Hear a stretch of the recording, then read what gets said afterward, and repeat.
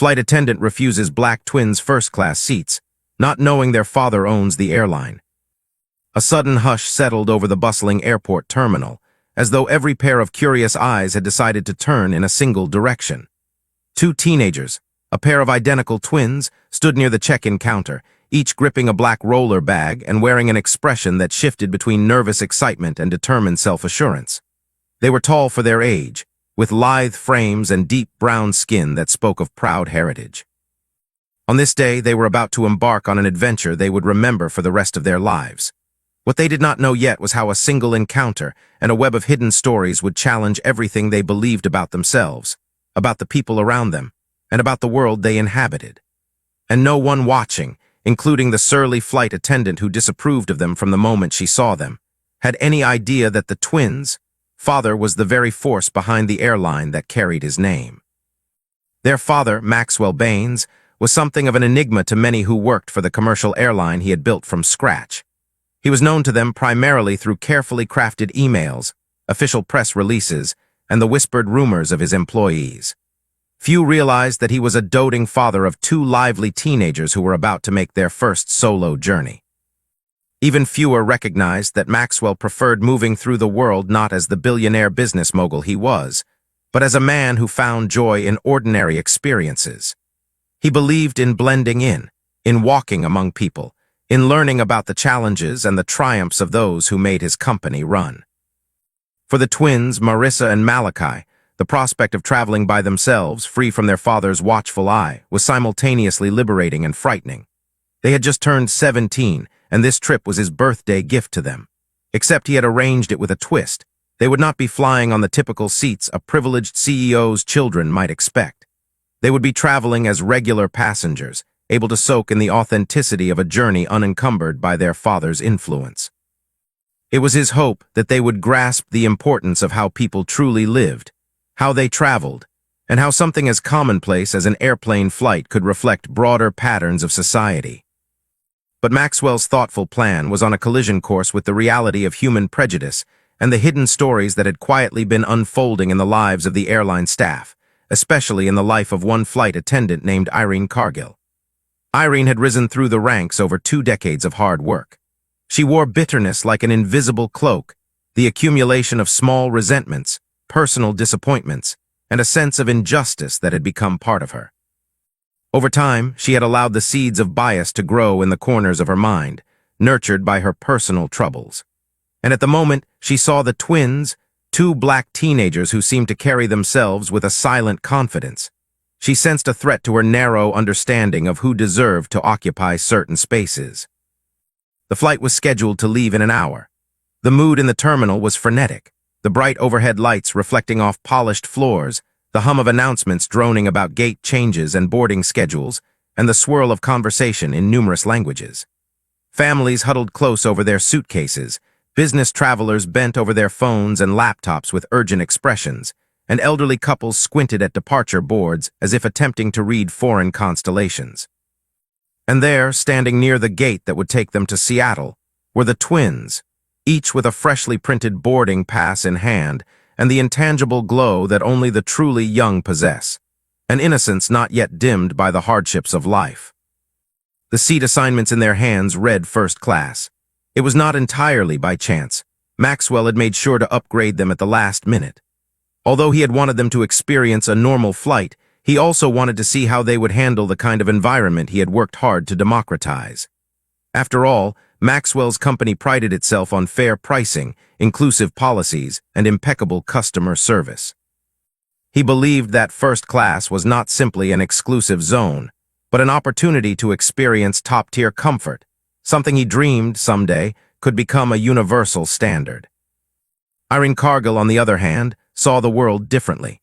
At 55, she was near the same age as many of the airline's dedicated frequent flyers.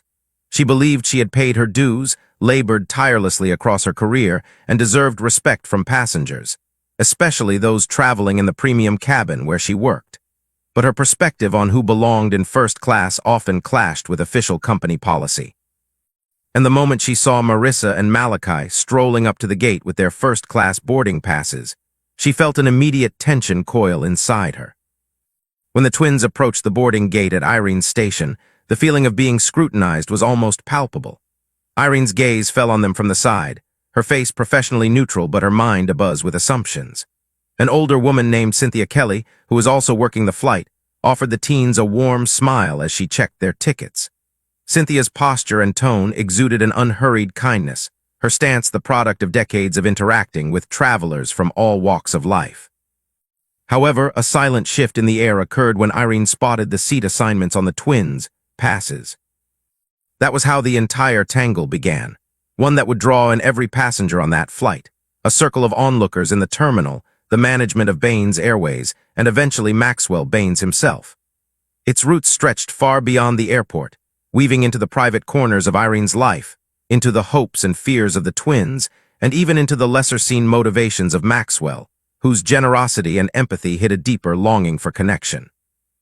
The voice over the intercom began announcing early boarding for the flight. "We will now begin pre-boarding for Flight 306 to Seattle," the cheerful announcer declared. "We invite families traveling with young children and those who need assistance to board first. We'd also like to welcome our first-class passengers." Marissa, with dark, curly hair that framed her face, clutched her phone. Her eyes darted between her brother and the commotion around them. Malachi, equally slender with closely cropped hair, offered his sister a playful grin. This was, by all measures, a big moment for them. They traded a quick glance, each remembering their father's words of encouragement that morning. "Keep your wits about you, travel politely, and remember to learn from everything you see." Cynthia gestured them forward with a warmth that spoke of acceptance, a faint glow in her eyes. She nodded in greeting, scanning their boarding passes. But just as the twins stepped through the gate, Irene intervened, her voice laced with an icy politeness. "Excuse me, you're traveling alone?" she asked, glancing at Marissa and Malachi with an expression that suggested she expected them to answer incorrectly. Malachi raised his eyebrows, doing his best to respond respectfully. "Yes, ma'am," he answered. "And these are your boarding passes for first class?" Irene asked, as though double-checking something that was plainly stated on the small slips of paper. Marissa showed her pass again. "Yes, we were upgraded. Is there a problem?" Cynthia looked at Irene with a perplexed glance, sensing an undercurrent. She looked back at the twins, her voice gentle. "I'm sure there's no problem, dear. Everything's in order. You can go ahead and board." Irene pressed her lips thin, her gaze lingering on the twins longer than necessary. Slowly, she forced a smile. "Of course," she said, her tone carrying reluctant approval. "Enjoy your flight." The twins shared a confused glance but followed the jet bridge corridor into the aircraft. They found their seats in the front row of first class. The plush seats seemed bigger than what they had imagined, and they exchanged looks of excitement. This was a step up from their usual economy seating. They settled in, pushing their carry-ons into the overhead bin. Outside in the terminal, Irene exchanged a tense moment with Cynthia. Irene's eyes flickered with subdued anger, though she tried to mask it. "There's something about all of this that doesn't sit well with me. Who upgrades two kids like that?" she asked, pitching her voice low to avoid eavesdroppers. "Probably some travel voucher or points their parents gave them, but even then, kids in first class, I've seen it all." Cynthia's smile held a touch of sadness. She knew Irene had been through personal hardships, financial troubles, a divorce that had left her angry and suspicious, and a frustration with never quite being recognized as she believed she deserved. But Cynthia also felt that none of that was justification for rudeness or bias. "Irene, let them be. We don't know their story. We're here to serve, not to judge." Irene shrugged, her mood heavier than a moment ago. "I'm not judging. I just want to make sure everything's legitimate. You never know these days." Cynthia sighed, turning away. Soon, she was busy welcoming more passengers onto the plane. As the rows of economy seats began to fill, an array of subplots took quiet shape among the boarding travelers. A retired Marine, carrying the memory of old battles in his weary eyes, settled into his seat with a stoic air. A single mother traveling with her shy daughter made their way down the aisle. A middle-aged couple, anxious about visiting their estranged son, fumbled with their carry-on luggage. A wealthy lawyer, impatient and engrossed in a phone call, elbowed his way through the crowd, ignoring the glares he earned. Each of these people had their own tales, their own unseen tensions, and all of them unknowingly were about to witness a drama that would unfold at 30,000 feet. Inside the first-class cabin, the twins sipped their pre-departure beverages, juice served in glassware. The plush seats and extra legroom brought them a delighted sense of novelty. Marissa, staring out the window at the busy airport ground crew, could scarcely contain her excitement. "Malachi, look at all those planes. I never realized how huge they are when you're so close."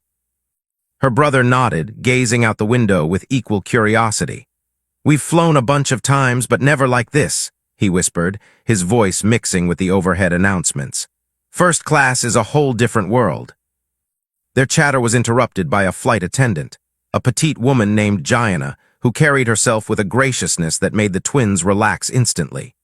She introduced herself, letting them know she would be their primary attendant during the flight and politely offering them reading material or a blanket.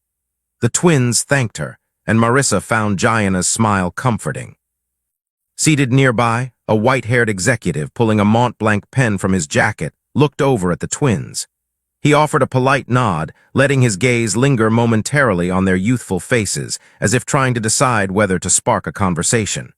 Malachi and Marissa nodded back, though they kept mostly to themselves. They were used to curious glances. They had grown up in a world of privilege, but also in a world that sometimes cast suspicious eyes on them, forcing them to navigate an unspoken tension. Before long, the doors were sealed and the plane pushed back from the gate. Irene took her position at the front of the cabin, prepared to demonstrate safety instructions with forced civility. Her eyes briefly passed over the twins, who appeared engrossed in the seatbelt instructions. Annoyance flickered in her expression.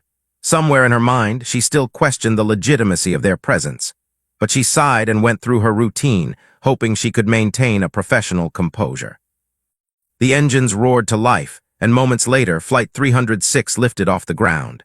The seatbelt sign glowed overhead, and the flight attendants, including Irene, busied themselves preparing for the service portion of the flight. For the moment, everything seemed calm. Only Cynthia, who had worked alongside Irene for years, sensed the quiet storm brewing in Irene's mind. As the aircraft leveled at cruising altitude, the flight attendants began the cabin service. Warm towels were distributed, followed by menus describing the in-flight meal. Marissa and Malachi exchanged enthusiastic whispers. "Look at this, Malachi," Marissa said, her eyes scanning the neatly printed menu. "There's an option for roasted salmon, and there's even a vegetarian pasta." "Looks so good. Usually in economy, we just get those tiny trays," Malachi joked, his eyes dancing with humor. "Dad really pulled some strings here." Not far away, Irene hovered, listening just enough to sense the warmth and excitement in the twins' voices. Something about their joy unsettled her. To quell the pang of envy and bitterness that rose in her chest, she busied herself with the routine tasks of the flight. Yet the deeper reasons for her hostility extended beyond the boundaries of the plane. It was a mirror reflecting her personal pain, her troubles at home with her teenage son, the mortgage stress, her sense that the world was slipping away from her control. In that swirl of negative emotions, she had found a convenient place to direct her resentment, two black teens who, in her eyes, seemed out of place. After the meal service began, a wave of chatter and clinking utensils filled first class. Gianna maneuvered through the aisle with a gracious smile, serving each passenger with efficiency. When she reached the twins, she addressed them with a gentle sincerity. "Hello again. I've got 2 salmon in trays here. Would you like a roll with butter on the side?" Marissa nodded politely. "That would be great, thanks." Malachi followed suit, asking for a soft drink to go with his meal. Gianna obliged. As she departed, Malachi and Marissa exchanged an eager glance, sharing a silent moment of gratitude for this unexpected treat. Across the aisle, a man in his 30s wearing a crisp business suit watched the twins with curiosity. He caught Malachi's eye. "Traveling alone?" he asked amicably. Malachi nodded, swallowing a bit of his meal before speaking. "Yes, sir. Our father thought it was time we learned how to manage a trip without him." The man offered a small grin. "Sounds like a good lesson. I remember my first business trip without my parents' help. It was nerve-wracking, but I learned a lot." Marissa leaned forward, politely including herself in the conversation. "It's definitely a new experience," she admitted, "but so far it's been fun." As the conversation tapered off, the twins continued with their meal. Meanwhile, Irene was circulating through the cabin, assisting passengers with a veneer of politeness that never reached her eyes. She reached the twins and halted, scanning their trays as though looking for a fault. In a clipped tone, she asked, "Everything all right here? Any issues with your meal?" Marissa swallowed hard, the tension in Irene's voice making her uneasy. "No, thank you, it's great," she managed, offering a polite smile. Malachi echoed his sister's sentiment. "Everything's fine, ma'am, thank you."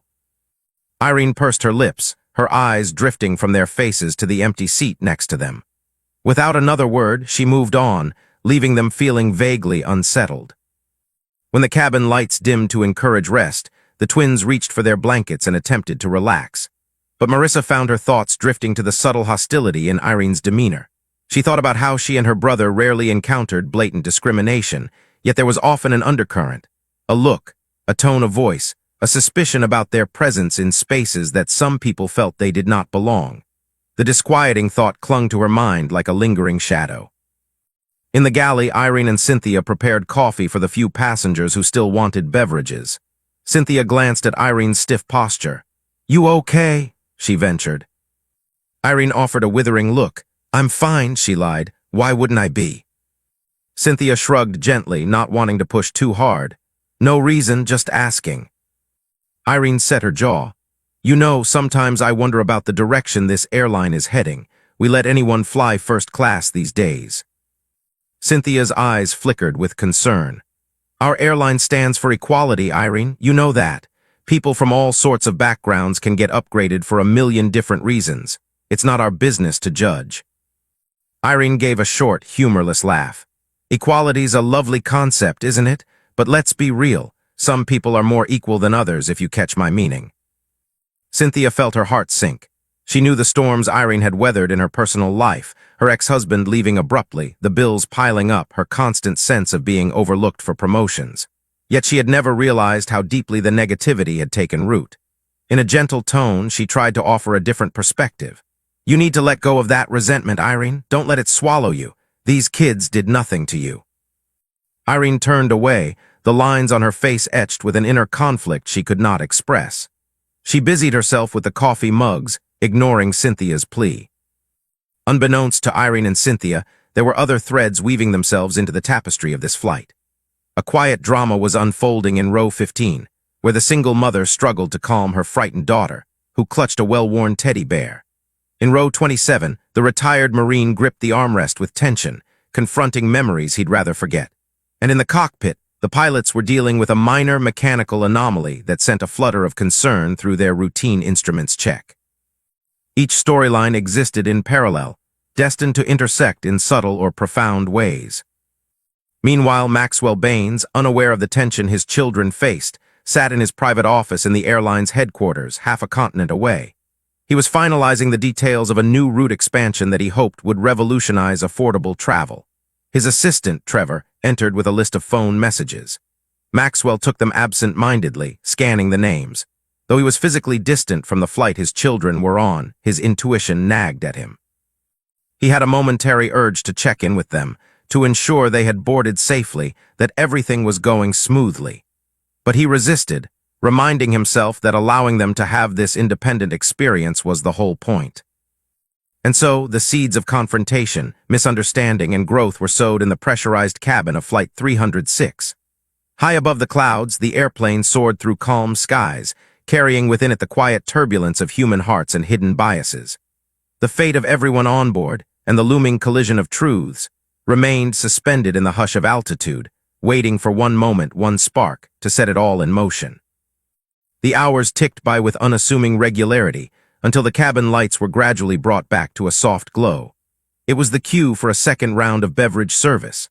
Irene forced herself to pass through the first-class cabin once more, her eyes landing on the dozing twins. Malachi's headphones rested around his neck, and his head lay against the seat, while Marissa sat propped against the window, gazing out into the vast darkness. Irene paused next to them. "Everything still fine here?" she asked, voice clipped. Marissa startled slightly but answered politely. "Yes, ma'am, thank you, we're good." Irene lingered, her gaze sliding to the overhead bin. She noticed the twins' matching roller bags and frowned. "Those your bags up there?" Malachi frowned in confusion but nodded. "Yes, why?" Irene pursed her lips. I suppose no reason, just checking we don't have any stowaways or anything they shouldn't be. The edge in her voice was clear. Marissa felt her stomach twist. She glanced uneasily at her brother. Before either could respond, Irene stepped away, continuing her beverage service with mechanical precision. Their eyes followed her, a mixture of indignation and apprehension shared between them.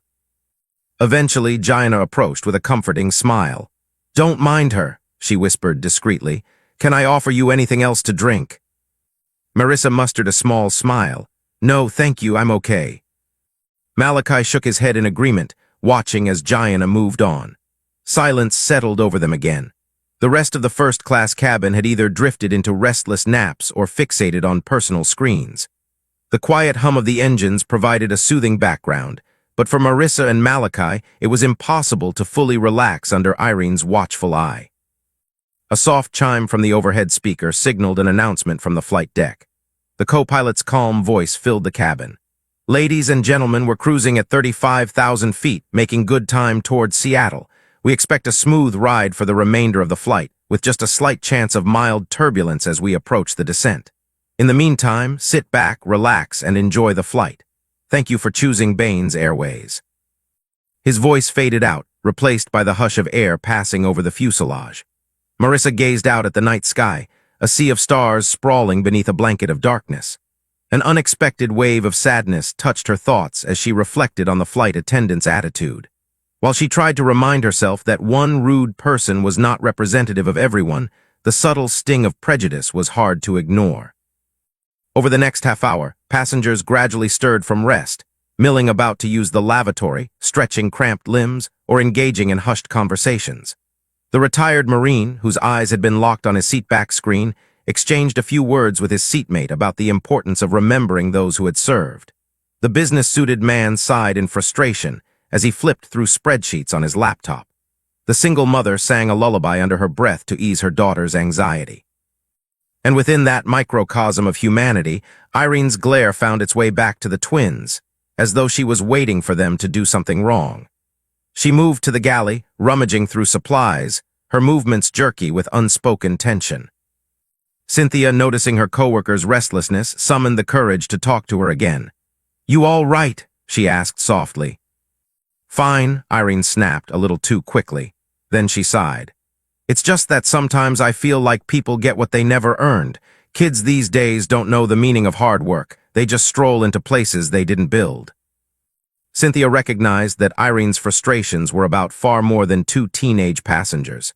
She touched her coworker's arm kindly. "Those kids didn't do anything to deserve your anger," she said.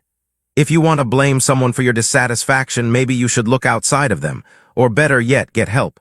Talk to someone." Irene stiffened, bristling at the suggestion. "I don't need help. I need a world where things make sense again." Cynthia frowned but decided not to push. She returned to her duties, leaving Irene alone with her brooding thoughts. Time passed, measured by the slow drip of hours in transit. Eventually, the seatbelt sign chimed on, signaling the beginning of their initial descent. The flight attendants made final checks, ensuring tray tables were stowed and seats were upright. As the plane landed smoothly and taxied to the gate in Seattle, the tension in Irene's chest didn't dissipate. She caught sight of the twins gathering their belongings. Malachi reached for Marissa's carry-on to help her lift it from the overhead bin, both of them quietly chatting about how excited they were to explore the city. Irene set her jaw, determined to find a reason, any reason, to affirm her suspicion that they were troublemakers or imposters. Her unspoken hostility was about to find a focal point. The moment the airplane door opened and the seatbelt sign was switched off, passengers began standing, pulling out their luggage. The twins, following the flow, stepped into the aisle. Irene intercepted them, blocking their path to the exit. The sudden action caused other passengers to look over in mild confusion. "Excuse me," Irene said, her tone dripping with false politeness. "I'd like to check your boarding passes again. There seems to be a discrepancy with the seat assignments." Marissa and Malachi exchanged startled glances. Malachi spoke up, doing his best to keep calm. "We were given these seats. We have our boarding passes right here." He fished the paper stubs out of his pocket, handing them over. Irene snatched them and pretended to examine them closely. Behind the twins, a few other passengers shifted with uneasy curiosity. Cynthia, seeing the confrontation, stepped forward. Irene, let them go. We've already confirmed their passes. But Irene ignored her, scanning the passes for some non-existent error. It seemed as though she might not let them pass until an older gentleman from a few rows back stepped in. He wore a crisp tan suit, and his bearing exuded quiet authority. "Ma'am," he began, "is there a problem here?" Irene turned her frosty glare on him. "It's airline procedure to check in cases of potential seat confusion, sir. These two claim they were assigned to first class." Malachi's cheeks burned with a mix of embarrassment and anger. The older gentleman took a steady breath. "I'm an attorney. I've seen many situations like this. Are you certain they did something wrong, or are you just holding them up?" Irene faltered for a moment, but then she mustered her composure. "I have a responsibility to confirm the legitimacy of passenger assignments," she insisted, her voice tight. By now, Gianna and Cynthia stood behind Irene, each bearing varied expressions of disbelief and concern. Gianna looked ready to speak up, but the tension in Irene's stance told her that might not help. Meanwhile, Marissa tried to keep her emotions in check. She could feel the eyes of the entire first-class cabin upon her and Malachi. Their right to be in that space was under question simply because Irene had decided they did not belong. Across the aisle, a hush fell. The lawyer in the tan suit stepped closer, maintaining a calm, measured voice. "I believe they've shown you their passes. Unless the computer flagged something, I'd suggest we let them disembark." Irene stood rigid for a moment before handing back the passes to Malachi with an air of forced civility.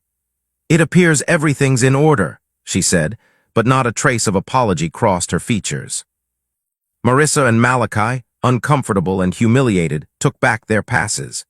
As they joined the line of exiting passengers, the unsettled hush turned into hushed whispers. Cynthia shook her head in dismay, while Gianna bit her lip, fearing that this situation would escalate if word reached higher management. Finally off the plane, the twins looked around the Seattle terminal. Marissa exhaled a shaky breath. "I can't believe that just happened," she whispered. Malachi shook his head slowly. "It's okay. Let's just focus on finding our way to the hotel. We can talk to Dad about it later." They exited into the swirl of travelers, still in stunned silence. Despite the excitement of their new adventure, the sting of that final confrontation clung to their spirits, a raw reminder that prejudice could surface anywhere, even 35,000 feet above the earth.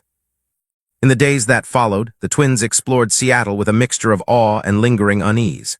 They visited the Space Needle, enjoyed local coffee shops, and wandered through art museums. Yet each experience carried an undercurrent of reflection about what had transpired on that flight. At the same time, Maxwell discreetly checked in on them by phone, never hinting that he was aware of any problem. The twins, torn about bringing it up, decided to wait until they saw him in person. They had learned from a young age to handle many matters quietly, with composure, just as their father did.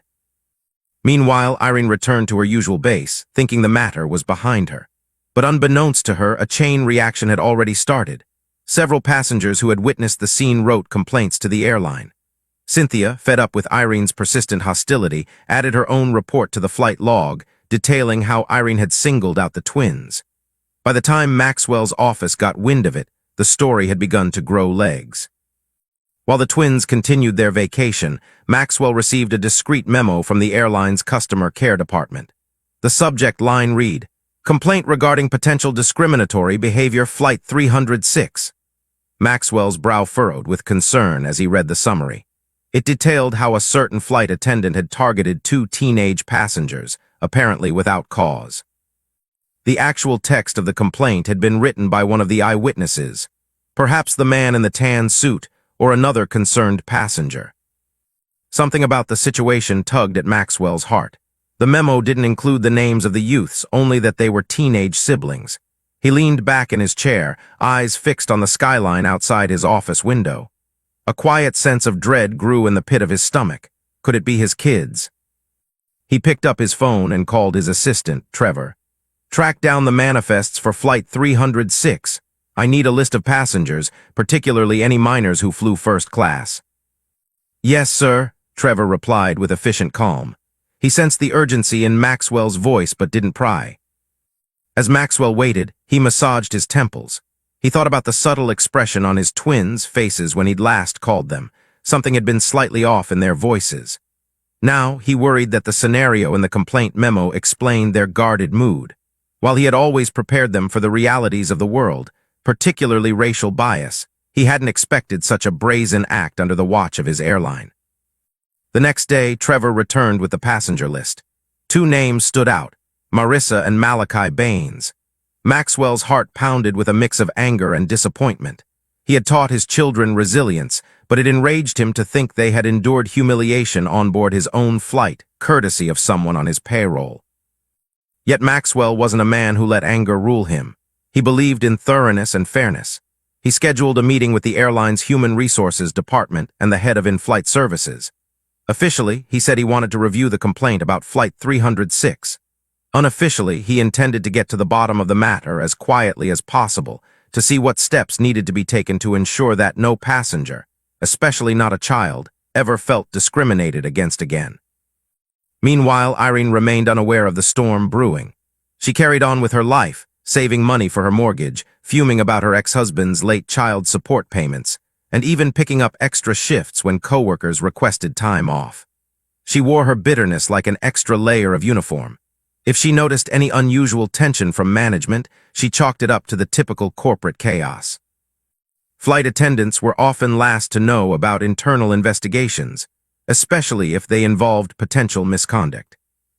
Days later in Seattle, the twins concluded their trip and headed back to the airport for their flight home. They felt a blend of anticipation and trepidation.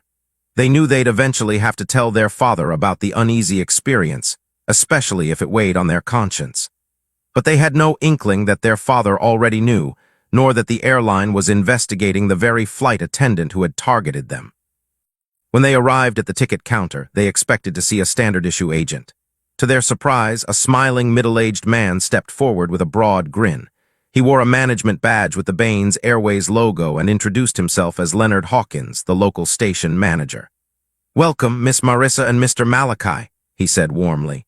"We have everything ready for your return flight. If there's anything you need, don't hesitate to ask." Marissa and Malachi exchanged a startled look.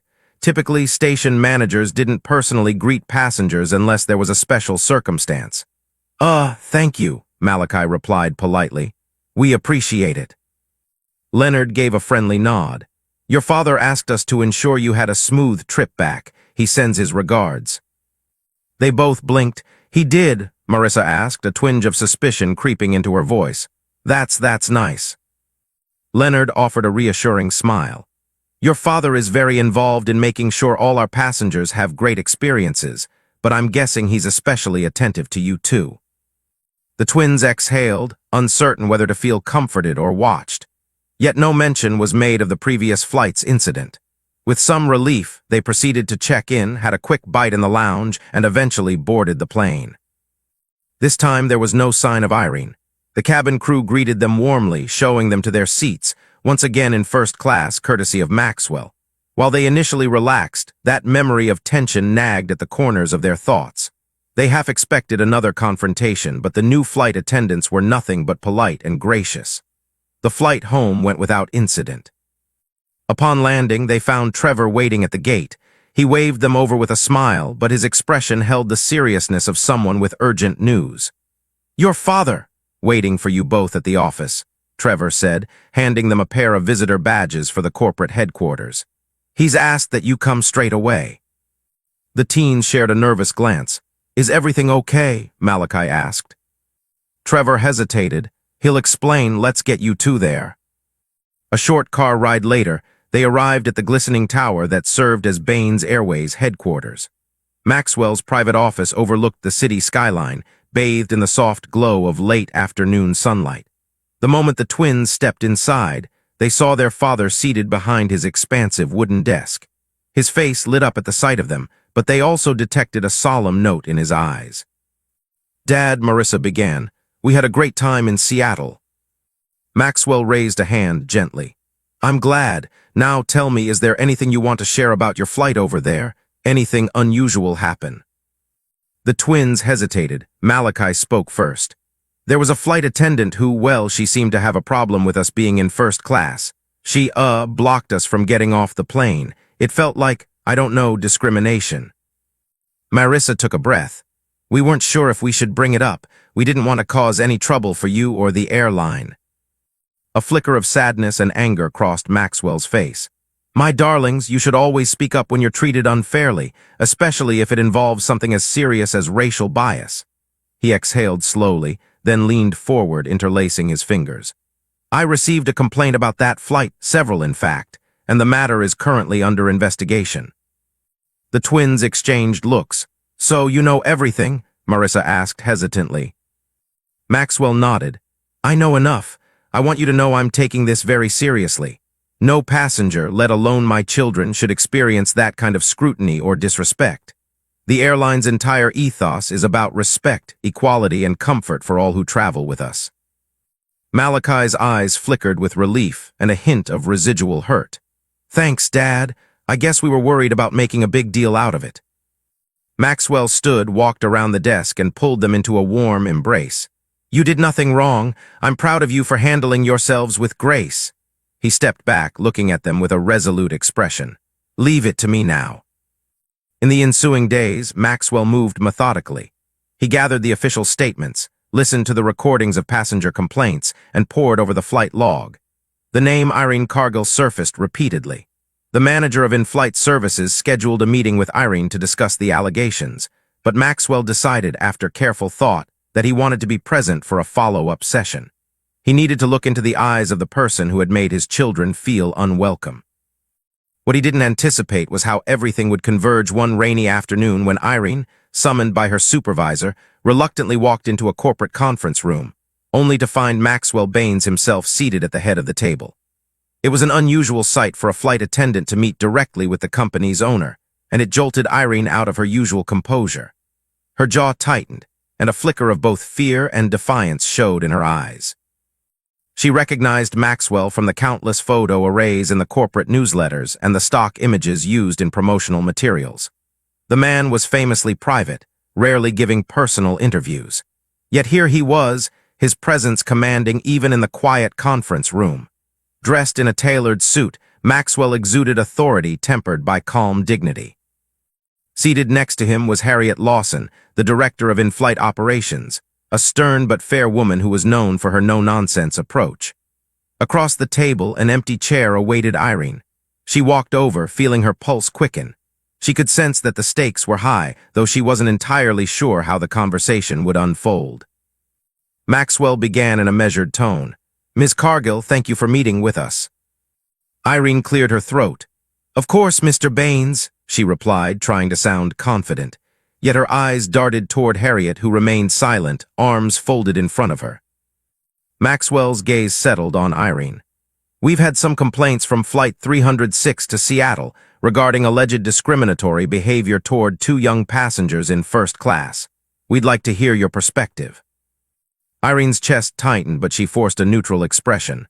I recall the flight, yes. There were 2 teenagers in first class. It's been a busy month, so my recollection might not be perfect. Harriet broke in, her voice crisp.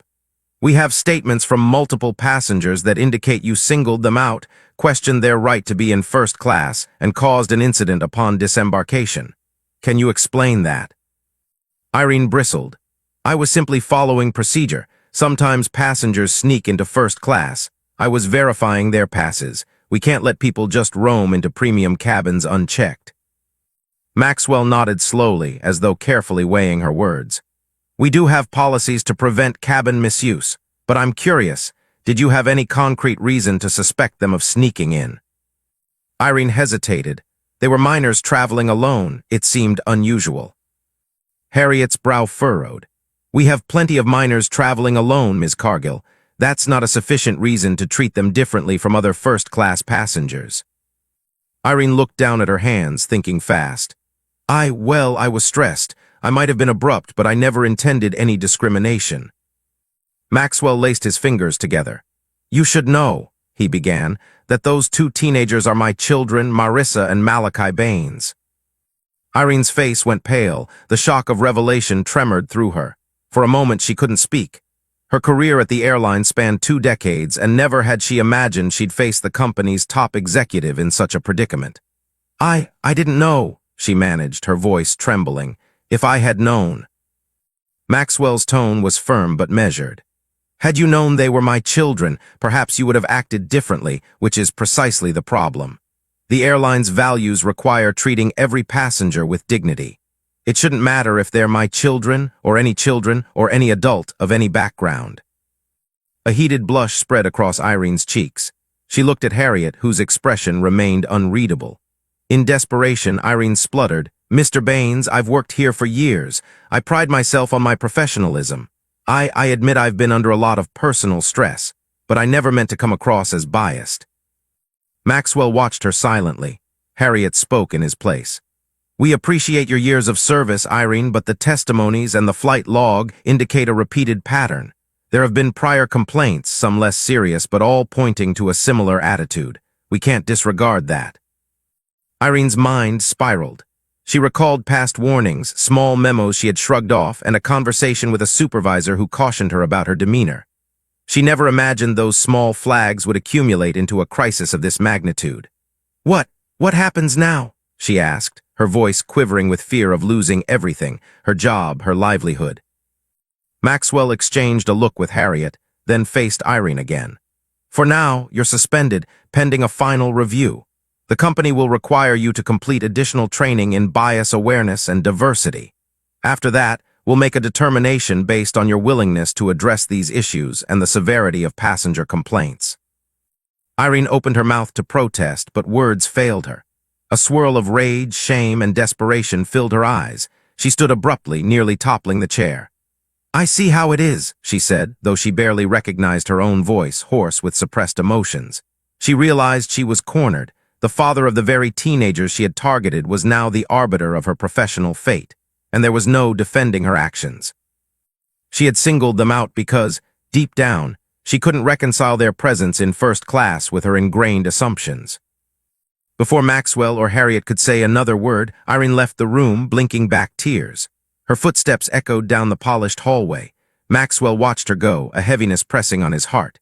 He did not relish punishing someone, but the airline's ethos was on the line, as were the values he'd taught his children. He took a slow breath.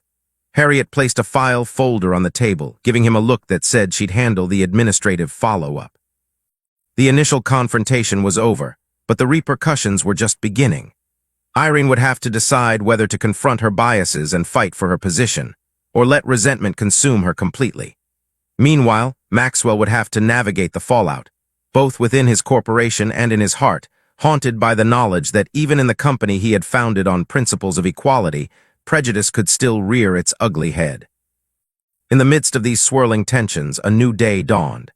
Maxwell gathered Marissa and Malachi in the comfort of their home's living room, the morning sun streaming in through wide windows.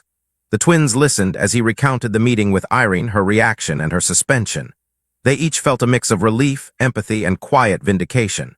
Marissa asked cautiously, "Do you think she'll change?" Maxwell sighed, placing a gentle hand on her shoulder. "That's up to her. People can change if they want to. The question is whether she's willing to see what's broken in her perspective." They nodded, digesting his words. He paused, then offered them a soft smile. "Before we talk about anything else, I want to say how proud I am of you both. You carried yourselves with grace even when someone tried to make you feel small. Don't ever forget your worth." Marissa and Malachi let his encouragement settle over them like a balm. The tension from their flight began to ease, replaced by a sense of resolution. It was not complete justice. There was still the harsh reality that Irene's biases had left an emotional mark, but it was a step toward addressing what needed to be addressed. That same day, Maxwell went to the corporate communications department and asked them to draft a message reaffirming Baines Airways' commitment to diversity and respect. He wanted every employee to know that prejudice would not be tolerated. The memo would be distributed widely, from top executives to flight crew, reinforcing a culture he had always envisioned. A culture sometimes undermined by individuals acting out of ignorance or hate. As the next weeks wore on, rumors about the incident spread throughout the airline. Some employees sympathized with Irene, citing personal struggles and the stress of the job. Others stood firmly behind the notion that her actions were inexcusable. Meanwhile, Harriet quietly orchestrated a mandatory retraining initiative for the entire flight staff, focusing on unbiased passenger treatment, conflict resolution, and cultural sensitivity. In the middle of that swirling environment, Maxwell prepared for a major public address to the employees at an annual corporate meeting. He intended to speak on new expansions, updated policies, and the company's mission. But he also wanted to address the deeper issues that had surfaced recently. When the day arrived, employees packed the large auditorium at headquarters. Flight attendants in uniform stood alongside baggage handlers, ticket agents, pilots, and office staff. Maxwell took the stage. Dressed simply in a tailored suit, he began by expressing gratitude for everyone's hard work. He highlighted milestones, financial successes, and the new routes planned for next season. The audience responded with applause, feeling proud of their contributions. Then Maxwell's tone shifted to something more serious, and the entire room fell silent. "I want to speak about an incident that recently came to my attention," he said, his voice calm but unwavering. "Two of our young passengers experienced discrimination in one of our first-class cabins, targeted by someone who allowed personal bias to overshadow our core values. These teens happen to be my children, but that's not the point. The point is that no passenger should ever feel unwelcome or judged because of their background, age, race, or any other factor beyond their control." A few ripples of murmurs moved through the crowd. Some people had heard the story in bits and pieces. Others were learning about it now. Maxwell continued, "When I founded this airline, it was more than a business venture. It was a statement, a belief that air travel could be an equalizer, bringing people closer, breaking down barriers. We can't let ignorance and prejudice stand in the way of that vision. That's why we are taking steps, additional training, revised procedures, and a renewed commitment to fairness. We must hold ourselves accountable from the lowest ranks to the highest, myself included." He let the words echo in the auditorium for a moment. "I encourage each and every one of you to reflect on how you interact with passengers and with your fellow employees. Our strength lies in diversity, in the ability to share the sky with anyone who wants to fly." A wave of applause built, starting as a tentative patter, growing into a roar that filled the space. Maxwell nodded solemnly, stepping back from the podium. He had said what needed to be said. Now it would be up to every member of Baines Airways to embody that message. News of Maxwell's speech spread through internal bulletins, prompting discussions in break rooms, pilot lounges, and administrative offices. Some dismissed it as corporate talk, while others felt genuinely inspired. In the swirl of these responses, Irene sat at home, suspended, scrolling through social media feeds and emails from colleagues. A pang of shame twisted in her stomach every time she saw the coverage of Maxwell's address. Part of her still felt resentful, blaming her personal hardships for her behavior. But another part, deeper inside, recognized that she had truly crossed a line. And that truth weighed heavily. While Irene mulled over her future, the twins found themselves trying to return to normal life, school, friends, and sports. But they were no longer the same carefree teenagers. Their eyes had been opened to the complexities of prejudice in a very personal way. Still, their father's handling of the situation gave them hope. They saw that accountability was possible, that speaking up for oneself could lead to change. One afternoon, as the twins lounged in their living room, scrolling through pictures from their Seattle trip, Marissa turned to Malachi. "We should post some of these. Let people see what a great time we had, and maybe also open up a conversation about what happened to us." Malachi raised his eyebrows. "You think we should? Dad seemed to want to handle it privately." Marissa shrugged. "Maybe we don't name the flight attendant, but we can share our experience and encourage people to speak out. Isn't that what Dad wants? Awareness." Malachi nodded thoughtfully. "Good point, let's do it." They chose a few bright photos, the two of them at the top of the Space Needle at Pike Place Market and in front of a waterfront sunset. Alongside the pictures, Marissa wrote a thoughtful caption about how travel should be a unifying experience, how it can broaden horizons, yet discrimination could arise where it was least expected. She ended with a message of hope, referencing their father's stance on equality and how real action was being taken within Baines Airways. As they prepared to click share, Marissa added, "And by the way, if you're reading this and you believe in standing against prejudice, let us know in the comments where you're from. It's awesome to see how people from different places come together to support each other." And don't forget to subscribe to Dad's channel if you want updates on what's happening with the airline. He's posting a lot of behind-the-scenes stuff. It's pretty cool to see how the business side works to ensure a better experience for everyone. They posted it, their hearts pounding with the sense that they were stepping into a more public role than they ever had before. Almost immediately, notifications began pouring in. Friends and even strangers responded with supportive comments, some sharing their own experiences. A teacher from their school chimed in, praising their courage. And indeed, people from far-flung places added their voices, expressing solidarity, naming their cities, states, or countries. It was a moment of collective warmth that reminded the twins how many good-hearted individuals populated the world. Meanwhile, Maxwell caught wind of their post through a passing reference from a family friend. He found the post and read it carefully, absorbing the maturity and empathy in his children's words. A smile curved his lips. They were using their voices, not in anger, but in a spirit of unity and awareness, an approach that resonated deeply with his own values. Just when things seemed to be moving toward a calmer resolution, an unexpected twist arrived at Maxwell's desk in the form of an envelope marked personal and confidential. Inside, he found a letter from an attorney representing Irene. She was disputing her suspension, alleging that it was based on unsubstantiated claims and threatening legal action for wrongful employment practices. The letter accused Baines Airways of punishing her without a fair hearing and tarnishing her name. Maxwell set down the letter, a quiet sigh escaping his lips. He had hoped that Irene might reflect on her actions, accept her suspension, and take steps to reconcile with the company's values. Instead, it appeared she might be lashing out in a last-ditch effort to salvage her pride or finances. But if Irene truly pushed the matter into the legal realm, Maxwell was ready. The airline's documentation was thorough. Passenger testimonies were consistent. Multiple employees had logged official complaints about Irene's behavior. There was no shortage of evidence. Nevertheless, Maxwell had to approach the situation with caution. A public legal fight could tarnish the airline's reputation if misrepresented. He summoned his legal team, carefully crafting a response that highlighted the evidence of her misconduct. He also offered a path to resolution. If Irene completed the recommended training and showed genuine contrition, the airline would reconsider her employment status. But for the time being, she remained suspended. As word of Irene's legal maneuver spread internally, reactions were mixed. Cynthia, the flight attendant who had witnessed the entire ordeal, felt a pang of sadness.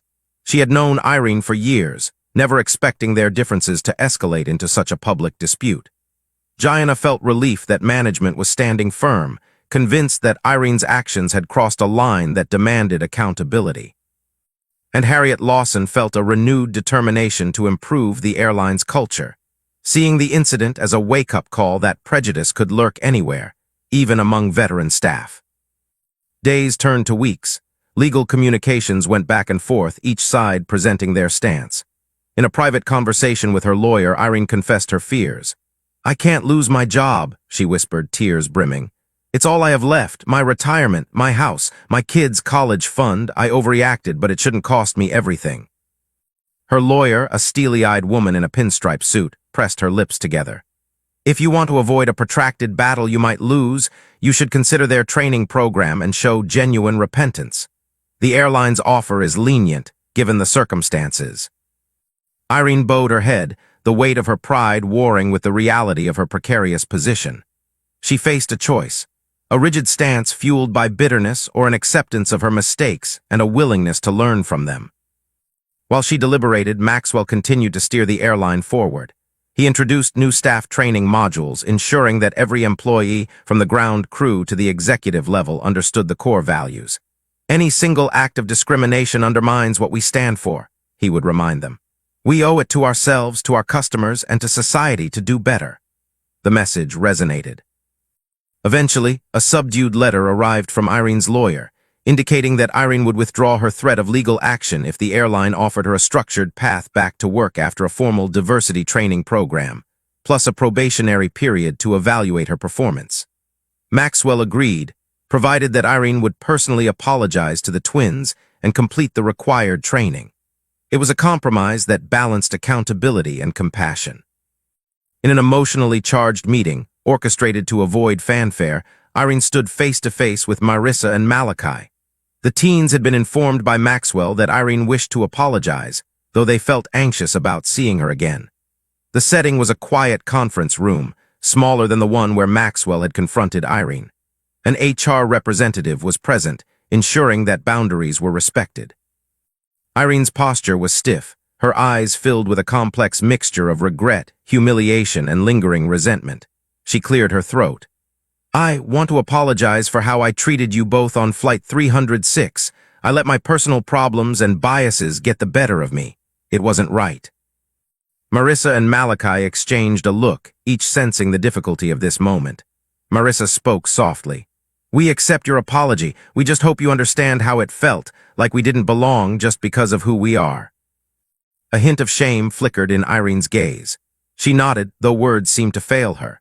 The HR representative offered a measured smile, guiding the conversation to a close. There was no sudden moment of forgiveness that erased everything. Prejudice and emotional harm rarely vanish overnight. But there was an opening, a possibility for Irene to change and for the twins to heal from the sting of that memory. Time would tell whether Irene would truly transform her perspective or if she would cling to old resentments. But at least the lines of communication had been opened.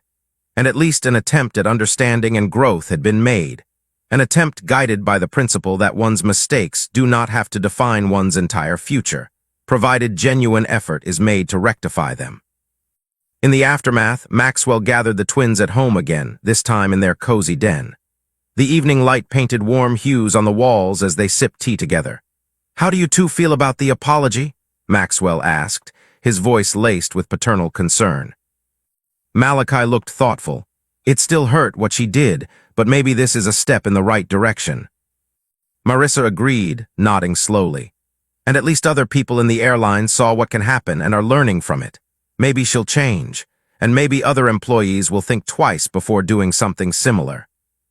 Maxwell offered them a proud smile. "You've both handled this with more maturity than many adults would. I hope this experience only makes you stronger." For a moment they all sat quietly, letting the hum of the air conditioning fill the space between them. Then Marissa leaned forward, a spark in her eyes.